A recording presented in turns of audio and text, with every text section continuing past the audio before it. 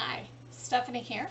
I just wanted to give you a preview of my book, But How Does It Print? It's a guide for indie authors or designers on how fonts and graphics look with either KDP or Ingram Spark. Now the KDP version is available on Amazon for purchase, and I also have an Ingram Spark version, but I do not have it available um, on a retail site, and I don't know if I will. So if you're interested in having the Ingram Spark book as well, feel free to message me. I recommend having both because there is a difference between quality between the two, and it's good to note. Black pages definitely look better on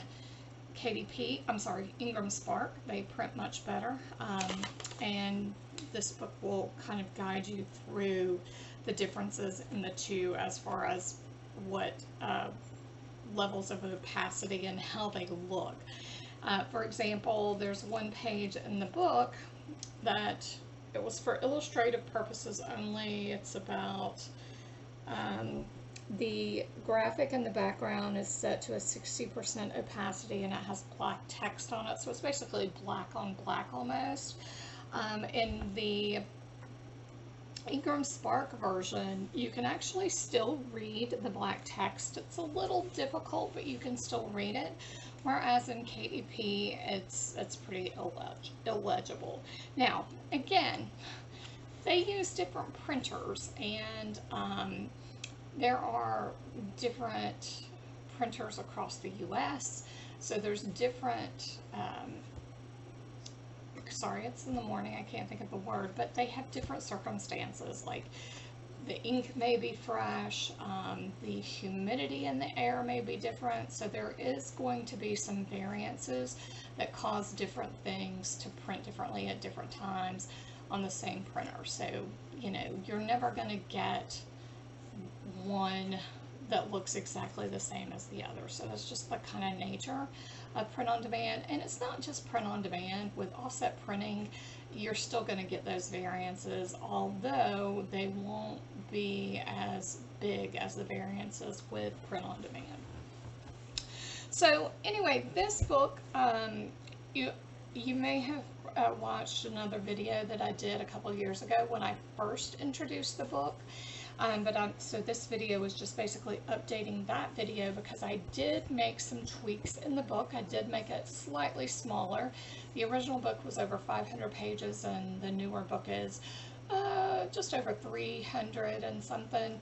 And the reason was I had originally put my own formatting templates in there just so I could see how they printed, but I realized that unless you're using me for formatting, you don't really care to see those. So I have since removed that section of the book, and I have put those in my own book to have as my own samples. So this new version is for everybody. Again, the KDP version is available on Amazon. Just look up But How Does It Print by Stephanie Anderson. If you go to my website, alt19creative.com, you will also see a link to it. And I will probably put up an order for the Ingram Spark version as well. So if you want the Ingram Spark version, you can either message me or you can go order it on my website. So here we go. When I did this, I tried to make sure I let you know about the particularities of the graphic and the font. So this font that formatting samples is set in is Jana, and I try to do just a bunch of different samples of varying colors, varying shades of gray, so you can see all the different crispness and how things print at different shades of black. So you can get out your little magnifying glass and look at them when you get them. That's what I did, and that's where you really notice the difference between KDP and Ingram Spark. I believe, even though I have seen tons and tons of books printed both methods, even some of my own books, There's advantages to both. A lot of times KDP covers are a little bit better, whereas the interiors for Ingram Spark are a little bit better. But then again, sometimes you may have a KDP cover that doesn't print quite as nice as an Ingram Spark cover. It's just, you never know, really, because of all those variations that we talked about. So in this book, for example, here is one title page. I actually have 2 title pages in this just to give you some different samples of fonts. In this particular layout, the fonts is a font combination of Holistic Font Family.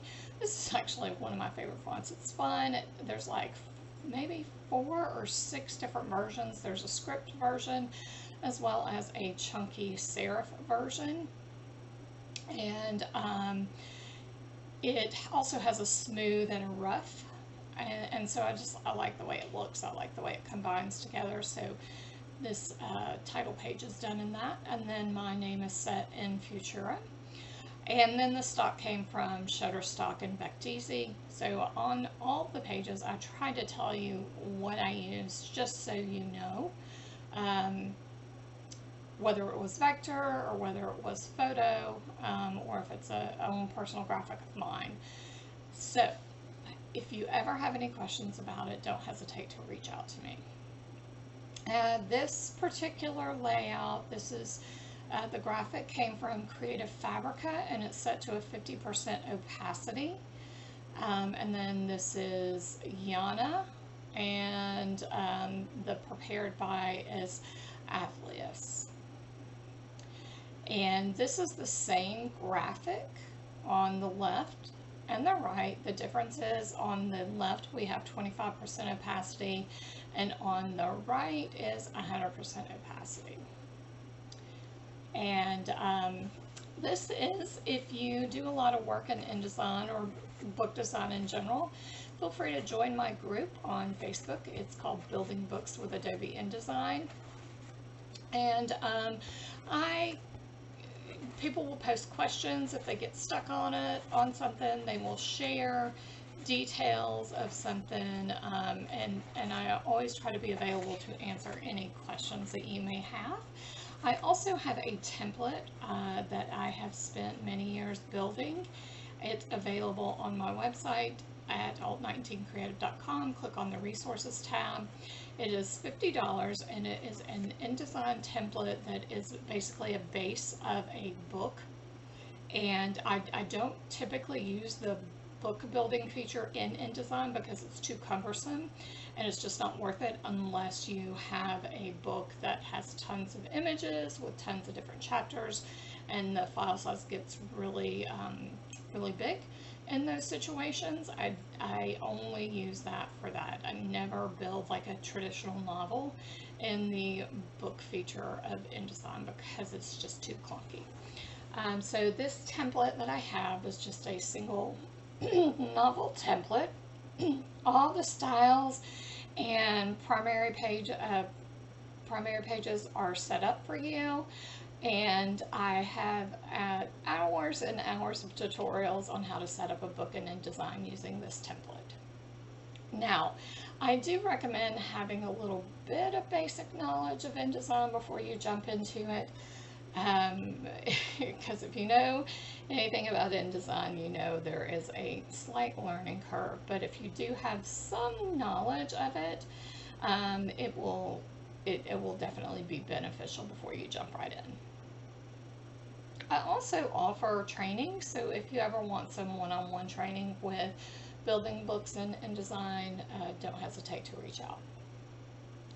So this book, I have 5 parts.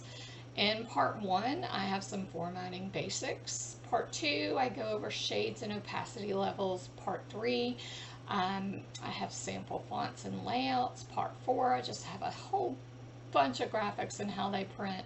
And then 5, I have just pages and pages of fonts, sizes, and line spacing. So that page 5 is part 5 is a great section to pick out what fonts you want to use for your book. because you can see visually the different sizes and the different line spacing, and you say, oh, I love that font, that's what I want to use. There are variations of professional fonts, some base Word fonts, and some Google fonts. So I try to not use all high-end fonts that cost a lot of money. So I do have some variation in there if you're not one to go buy a high-level font. Right, so let's move on. Here are just some formatting basics, and again, I try to use the font and where the graphic came from, and if there's an opacity level set to it, so just so you always know. And then here there is a link to my YouTube channel. I have a formatting video that walks you through these basic formatting principles. So I talk about book sizes and my thoughts on book sizes, and then inner and outer margin suggestions, top and bottom margin suggestions, and then chapter title and other pages. So I just give you some basic tips on formatting. Based on, from my background, I've been a graphic designer for 30 years, and I've been doing book design for over 12 years now.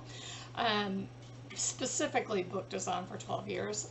Prior to that, I would do books occasionally and training manuals and stuff like that. So this is just kind of my years of experience of true book design that most people follow. Nobody follows the rules anymore, but these are just the rules and standards, and I truly believe that if you know a rule, once you know a rule and understand a rule, if you break it, you have good reason. So this just gives you all those backgrounds on what proper formatting is. And then we talk about page headers, and then page numbers, and then tips for fonts. I am very much a traditionalist. I only use serif fonts for print books or the body text. I've tried reading books that are set in sans serif font, and I can't do it. It's not comfortable for my eyes. So I may be the oddball. I do know that some people do prefer it, but that's the beauty of ebooks, is that you have the ability to change your font. But for print books, I definitely want to see a book set in some sort of serif font, a legible serif font at that. So on these two pages, I talk about some basics of fonts and what fonts you should choose, what are some of the reasonings you should choose a certain font, and I go over each of those reasons. So trim size is a factor in what font you should choose, your word count, your page count goal, the genre, and your target market. Because if you are targeting some older people who like larger font, you want a larger readable font, whereas if you're into teens, they don't really care much about font size. So I also tell you some of my go-to fonts. My personal favorite font is ITC Sprite. I don't know how to say that. I don't know how we're supposed to pronounce that, but that is my personal favorite. And I am a writer also, so all of my books are set in this font.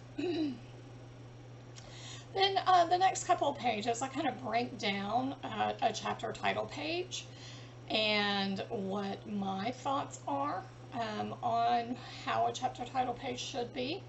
I give you a couple of different options and just talk about, you know, what the point size is, what the leading is, what the indent is, just so you're familiar with all the little details that go into a chapter title page.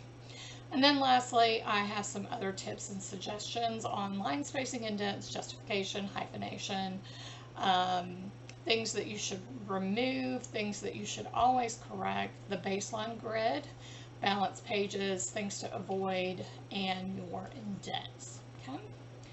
And then here is another page that I break down. This is where we talk about orphans and widows, the baseline grid, the rut, and balance pages. This is just a sample of what those things are and what I try to avoid. All right, now part 2. This is where I have the shades and opacity levels. There's two parts to it. I show you, I have different blocks of grayscale boxes with white text on top, so it shows you what white text looks like on 10%, what white text looks on 80%. And this is great, especially if you're doing a nonfiction where you may have some pull quotes on the side and you want to put them in boxes. This will kind of show you what level of black you should use with white text, and just meant to be a helpful guide. Same here, black text on the grayscale box, so you can see, of course this is black on black so it doesn't stand out. And then here is 10% black with black text and how it looks. Now the next couple of pages, what I've done is, because black pages have become so popular, you need to know how dark your photo should be behind there to make the text legible. Now I have heard some people have had issues with, I think it may be Ingram Spark, I don't think it's KDP, but maybe, I'm not quite sure. I have not come across this issue myself, so I don't know whether it truly is a factor or not, but I have heard people have issues before. I don't know anybody personally that's had the issue, and that's where they have rejected black pages. Now, I will not do a book, the whole book in black pages. I think that's too much. However, you can do a title page such as this, chapter title page, in black, and have the text set in white, and then the rest of the text set in black on white. So that's what I do for my clients. I would never encourage them to do all black, so I don't know if that's what people are having issues with a printer, because it's just too much black text. It's oversaturating the paper and it's getting wrinkled, etc., etc. So something to think about as you're building the book. How many pages do you want to have black? I don't recommend doing everything in black. However, in this sample, I have many pages done in black just for the purposes of showing you. Now, you will notice in the sample book that some of those pages are slightly curved, slightly wavy, because that ink has saturated the paper so much. So on this page, this is just one of my renders with a background for deposit photos. And in this particular shot, I have it set to 100% opacity. So this is the full photo. And here it is at 100% opacity with white text, just so you can see. And one of the reasons why, for this particular example, if I were to use this, I would go in and darken some of these lighter areas in this graphic just a hair, just to help this text stand out. We don't want it to be completely black. We want to be able to see the image, but I would just go in and, you know, darken it to help stand out. Now, I would not do pages like this in black with the main text. Only on chapter title pages. So this is purely just for your reference. If you want to do it, that's fine. The next couple of pages, you'll notice slight change. This is the photo set to 90% opacity and how that white font stands out. Again, 80% opacity with white text, 70% opacity, 60% opacity, and then I start bringing in the black text. So this is 60% opacity with black text. And this is the page that is most noticeable of quality difference between Ingram Spark and KDP in the particular books that I have. You may have something that prints totally different. So 50%, 40%, 30%, 20%, and 15%, and then 10%. So that gives you an idea of what level you should set your photos to help with that text. Okay, so here is part 3.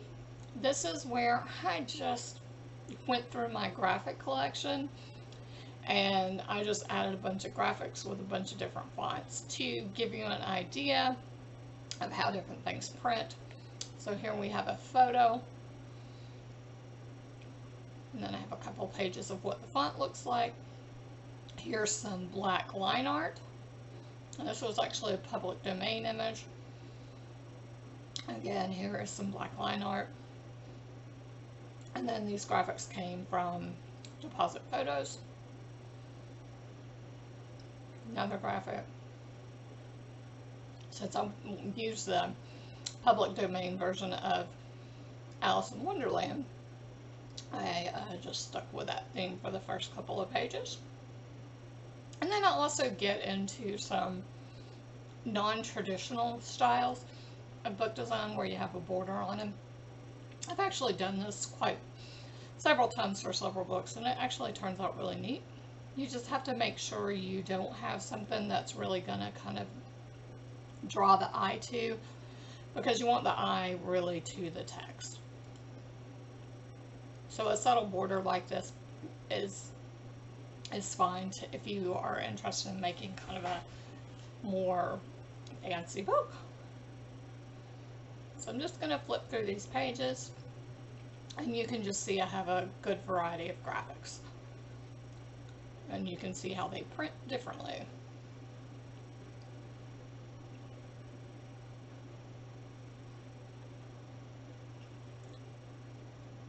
Now, the thing is, let me go back to this page. Yeah, you can see how it looks on screen, but the really big difference is seeing how it looks in print. And down here, a good kind of a thing to know is that it always is going to print darker. So this looks really light and kind of vibrant on screen, but it's definitely not that bright and vibrant on print. Still looks good, but you have more, you don't see the tops of this tree in the print book like you do on screen.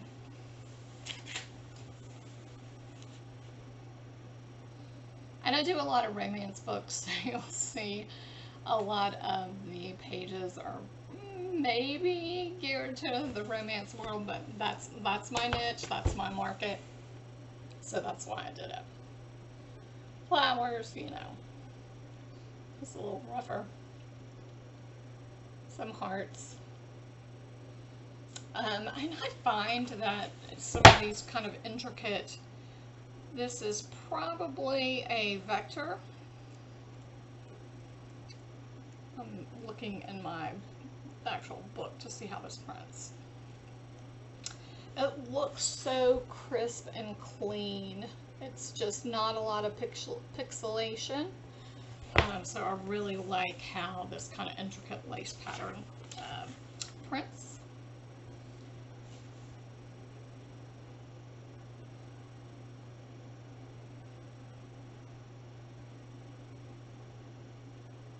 And, you know, I like to do fun things like this. It's very subtle.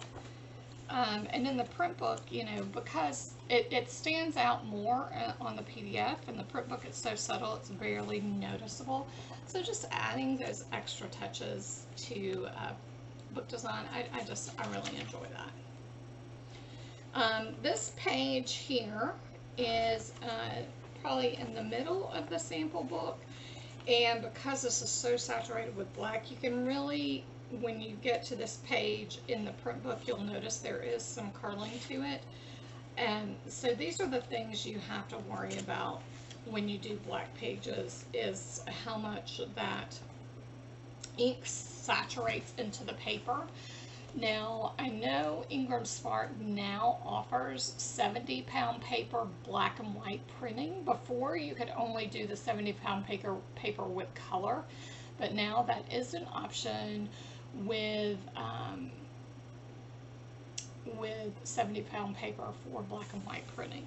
So I haven't priced it out to see what the big difference is, but I'm assuming they added that to help with these pages, with these books that are doing these dark pages, so that thicker paper will soak up things a little bit better than the thinner paper.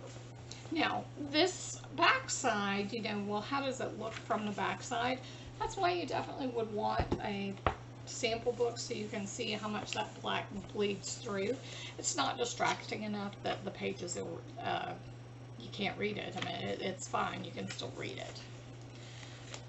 So here is another layout, and again, I added some just subtle things on the side. It's really pretty on the print book. It's just nice and subtle.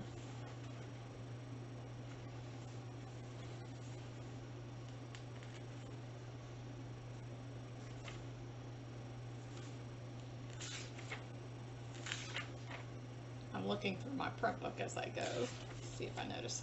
Again, these things up top, they're a lot darker on screen than they are in the book. It's just a nice little additional detail for the page. And you say, why? Why all of this? Well, the truth is these types of books, when they have a print book, they're called pretty books. And Bookstagrammers and YouTube, TikTokers and things of that nature, they love to show off pretty books. And so if you're in a world where pretty books are, people love those pretty books, yeah, definitely go for it. Try it. You might get some social media presence from it, getting people excited about the book. Now, also, too, you will see a lot of people have have started doing Kickstarter plans where they get special edition print books. And so doing these types of things to special edition print books is very, very fun. And just make sure book more photo ready.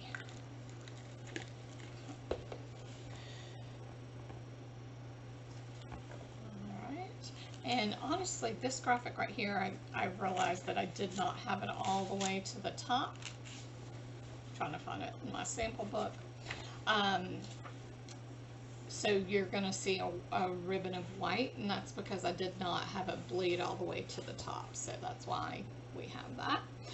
I love the look of pages, and this is what I try to do more than anything. Not as many black pages. I prefer the crispness of the black on top with the white paper and the text in black. So this page, to me, when you see it in the sample book, I think looks exceptionally well. Now, again, it's going to print much darker, so this whole left side of his face is it's not even really visible. We just see this side of his face lit up, and that's about it. So, this whole detail of his shoulder is really not visible. So that's something to think about as you're doing graphics. Don't do it to how it looks for the screen. Always lighten it so it will print better. Hope that makes sense. Okay. Again, this is the style that I like, where you have this really strong black against the white. I think that just, to me, looks best instead of just complete and total black pages. So to me, this is another one of my favorite books. And I think I wound up taking this and creating a template based on this for my particular author needs, for my book design needs, actually. So here is just some more.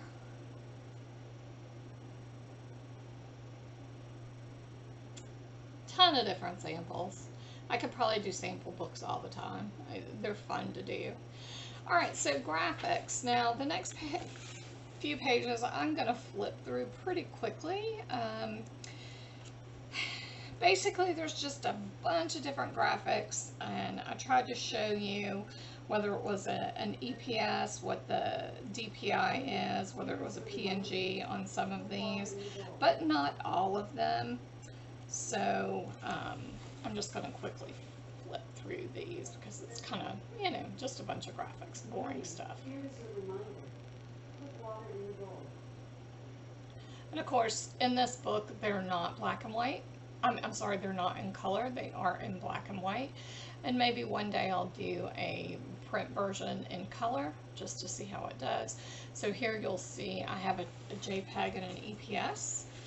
So you can tell the difference between how does it look if you use a JPEG and an EPS. Not a lot of difference. The EPS, of course, is much crisper. It doesn't have kind of the blurry edges like the JPEG does, but that's one of those things that you can only see it up close. So here's a page that has an AI file, EPS, JPEG, and SVG. Then the last section of this book, I talk about font sizes and line spacing. I don't talk about it, I actually just show you.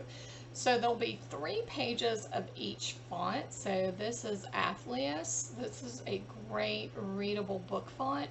So this first page will always be in 16-point line spacing. So the general rule with line spacing is you always want it to be about approximately 3 to 5 point sizes larger than your font. Sometimes you can do a little more, but I would never do less than 3 points. So here is 12 point, 11 point, and 10 point at 16-point line spacing. And then again on the next page, this is 15-point line spacing with a 12, 11, and 10 point, and then 14-point line spacing with a 12, 11, and 10 point. So I do this with a bunch of different fonts, 3 pages of each. So Athleus, here's Adobe Garamond Pro, which is another font you could never go wrong with by picking. It's very universal, very classic. Here is Caslon Pro. I typically reserve Caslon Pro for historical fiction. It has that kind of old antique look, so I think it's very appropriate to use for historical books. Warnock Pro is just a modern serif font, very clean, very readable, good font to use. Bookmania is another one of my favorite fonts. Now, it doesn't look as good on screen, but when you see it printed out, now that's just the case. There are some fonts out there that just don't look good on screen, but when you print them out, it's like, is that the same font? So, Bookmania, I think, is available through Adobe Fonts, so it's a great font to use, and it has a wonderful collection of glyphs on in it, so you can do some really creative things with it. Then ITC Esprit, this is my favorite font. Electra is a great high-end font. You will see that between Garamond and Electra, those are probably the most frequently used fonts for traditionally published books. Here is Arno Pro.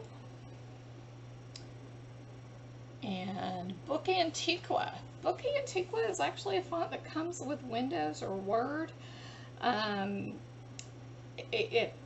You know, most people kind of like, oh, I'm a professional book designer. Why would I use Book Antiqua? But let me tell you, this is one of those fonts that it looks okay on screen, but when you see it printed out, I think it's just superb. It has a nice weight to it, very, very readable. Whereas sometimes with Garamond, it's a little thinner, and it didn't have that oomph that Book Antiqua does for me. Here is Adobe Judson Pro, Bookman Old Style, Californian, Century School Book,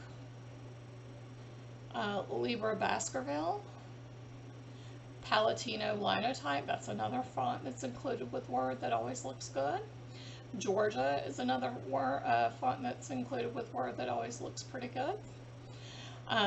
Perpetua, a little thin, a little smaller. New Century School Book. Bembo, it's a little slightly lighter font, but still looks good. Burling Light, Saban Light, Utopia, Dante MT Standard, ITC Stone Serif, Merriweather, which is a Google font. Laura is also a Google font. Crimson Text, that's a font that Vellum uses in one of their templates. I'm kind of anti-Vellum, but I used to be anti, automated formatters, because it's kind of like, well, what will I do when all these automated formatters do so much compared, they can take 10 minutes to format a book, whereas I take a couple hours, so, it's kind of hard, but there's nothing wrong with Vellum and Atticus. I actually consulted with Atticus on developing their product and gave them some tips and tutorials and did a couple of concepts for them. So I know that they are trying to do their best to set their program to prevent some of those kind of faux pas in formatting that a lot of the other auto formatters do, that you can't get around, and I know they're working hard to do it, so I do support them. And if you are an author and you do like to rapid release, hey, there's no point of paying a formatter, $100, $200 every time you need to format, if you can do it yourself. Use your formatters such as me when you have those special versions, whether you want to do a Kickstarter campaign and you want a really special paperback. That's when you want to hire a professional formatter instead of doing it yourself. Cormorant. Cormorant is a great font for children's books. There is a version called Cormorant Infant. Any fonts that have the name infant included in it typically mean they're easy read, whereas the A, this particular A, this one isn't the infant version of Cormorant, but the A and G and stuff like that are not stacked, whereas the A would just be a circle with the line, so it wouldn't be the stacked letter.